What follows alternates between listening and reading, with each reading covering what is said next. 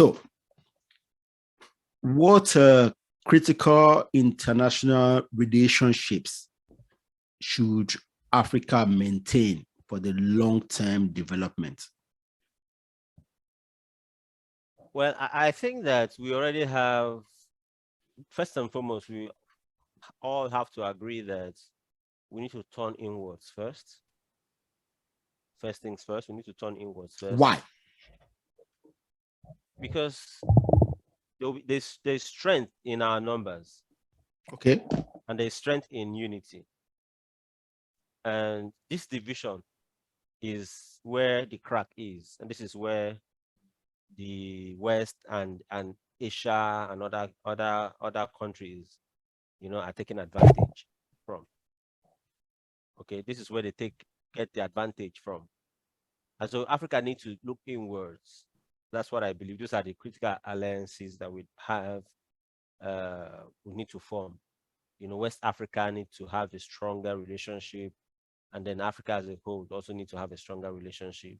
We may also need to start to talk about our own currency, maybe if not together as an African country, as an African continent, but as regional, regions in the continent. So maybe you have the Naira as a common currency holding the West African together. Well, we have a West African currency.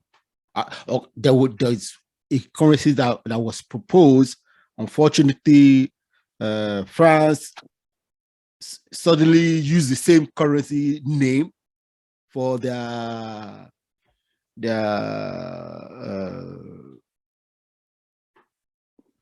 countries they colonized. Yeah, I think it's called what's the one now? I've forgotten. Anyway, so France, there was a currency proposed a few years ago. Yes. Yeah. So I think that we need to form such alliances. There was a time we had a non-aligned movement. I think it's in the late 60s, early 70s, where so-called third world countries came together to not to be a part of the Cold War. Said we are not aligning with the West, you're not aligning with the East. We just want to be on our own. And now you also have that also brewing. You have the West supporting Ukraine, you have the East supporting Russia. And so Africa should be able to still look at where the opportunities lie. But that's why I said first and foremost, we need to come together and realize that this is survival. This is not I am from in Ghana, or I'm from one other ethnicity in South Africa. This is about our survival. Yeah. We are the ones providing or producing the rest of the world with raw materials.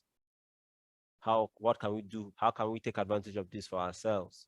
We also need to find means of feeding ourselves, which is very important, as a continent. The same pattern like we discussed is still there.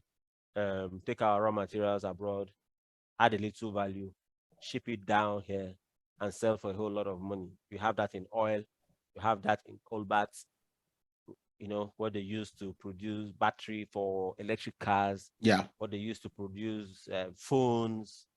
They just keep coming to our soil, taking stuff, add a little value, and then come back to sell us to us in very expensive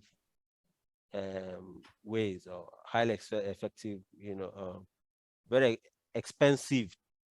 Yeah. They buy cheap and they resell to us very expensive. Yeah. So I think that the alignment that we need to do first is to come together. First and foremost, the small differences within our country, we need to tidy those up. We need to have that social cohesion you talked about, which is very important. And it's not just about of course, it is the government that will make this thing happen.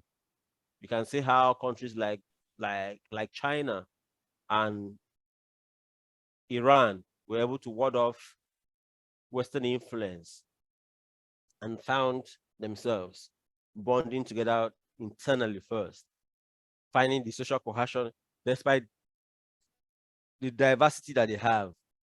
So we need a very fair and just political system first, because once you're able to show fairness and justice, yeah, then it becomes easy for you to be able to bind people socially. When the system is fair, it becomes very easy for you to say this is going to happen, and everybody will rally buy into it. Okay. Yes, and these so-called differences that we have will not be there. So we need leadership. We need good leadership. Leaders who would eat last, because all we have in Africa are leaders eat who first. feed themselves. Yes, first feed their children, feed their grandchildren, feed their great-grandchildren just unborn, and feed up to like the 10th generation before they now. So it's easy for foreigners to use this kind of people.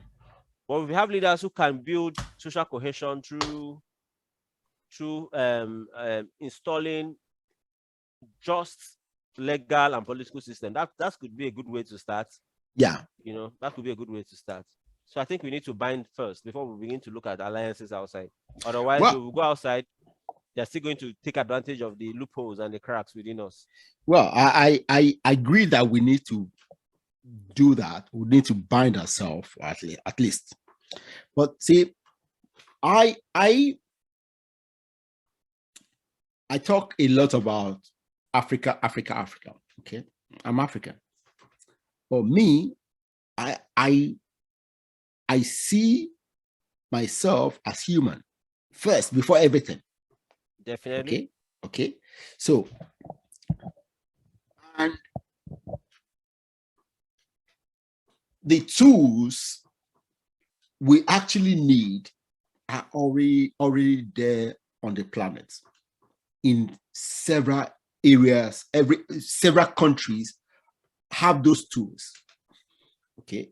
For me, I actually think that one mistake we have made since our independence is that we didn't take those tools and then adapt them to our situation. Okay. I say this: our leaders who got us independence, they have done a fantastic job, okay, for getting the independence. But unfortunately, they were not the right people to take us further. And the verdict is there. Okay, because they didn't succeed in taking us further. And see, I don't want us to continue this route, running around in circles. Okay, they are institutions that has worked. Okay, see, all of us are humans. Okay, any development we see today started somewhere else. Okay, and they finally were completed in one other new place. So so for us, all we need to do is go to that place, take that thing, look at it, and adapt it and replicate. Exactly. Yeah. Okay. So we don't need to reinvent the wheel in any place at all. Okay. We don't need to reinvent the wheel in any place. Okay. We just need to take those structures. Well, for us, for me, I think what is that cohesion that we don't have. Okay. So yes, putting the right legal framework, that tells us I will be fairly treated in my personal life, in my business, in everything I do. Once we have the right legal framework for things, then we can all go out and start planning a trade. So we begin to believe in Yes. the social cohesion, the entity called Nigeria. Yeah. We begin Okay. to believe in so well, I also believe that we need to adopt that non-aligned status again. Okay, because all this rhetoric is coming from the West, East. There are distractions.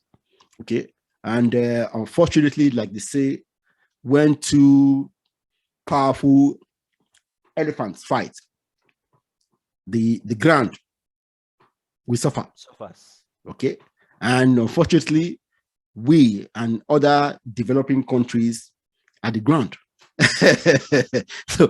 so we don't want to. And you know that I like, you know, Africa, in my opinion, can never be broke.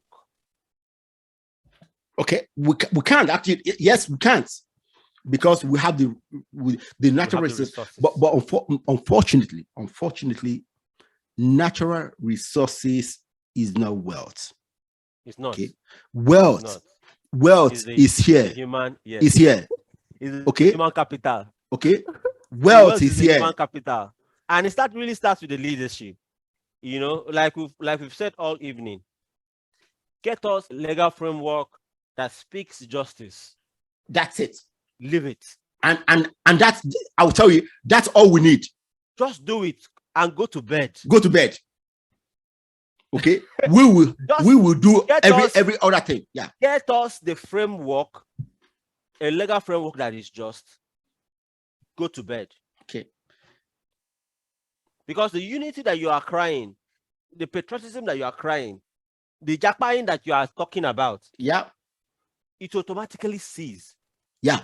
When we get the right framework, legal framework. Yes. If I commit a crime, and the son of Atiku Abubakar commits the same crime, the same punishment, and we receive the same punishment, fair. All this bickering, banditry, corruption, division, I'm Igbo, I'm Yoruba, I'm ethnicity, it will end. Yeah. You know, and then people will begin to look inwards to say, how can we do this thing? We have very intelligent people. Yeah. When you know, if you start a business, you get a partner that cheats, and the partner will not cheat you. You take them to court, you get the fair judgment. That's Finish. it. That's all we need. That's it. Okay. You know, you can't just jump into a village and just wipe people. Exactly. And go scot-free. It solves a lot of problems. So this is it. Once we have the legal framework, everything else. Everything else is. Leave everything else to the ordinary citizens. Yes. They will sort it. They will sort themselves out. They will sort it. Okay. So we align on this one. Okay. We agree on this. We agree on this. I mean, country like Singapore. I like when I write. I like talking about Singapore a lot. Singapore is a country that does not have any natural resources. Exactly. Besides its wonderful location on the ocean, on the trade routes. Yeah. Yes, on the trade routes. You know, but they have a good legal and political framework. Nobody cares who you are. See, they took the what's it called now? This English law. Is it common law? Common law. Canon law. Yeah. No, common law. That's it. Common law. Okay. They took the common law. That's all they did. And investors are happy to come to Singapore. So, you can't steal money now and go scot-free in Singapore. So that's what I said. Everything we need is there somewhere. Okay. And that's why I'm very concerned when young Africans are always harping Because I will tell you, most of these things we need, even China, okay, their growth, which everybody's talking about. Why? They took the same common law and implemented in places that boomed. And you know, if you read Chinese history, they used to suffer from a lot of corruption. Yeah, they still do. They still do. Okay. But you don't hear it like that because of censorship. Right. And I guess maybe the punishment for corruption is so you only hear it if it's in favor, is what the Chinese government wants the world to know. Okay, you hear it. Okay. But if they don't want to hear it, you won't hear it. Okay. Anyway,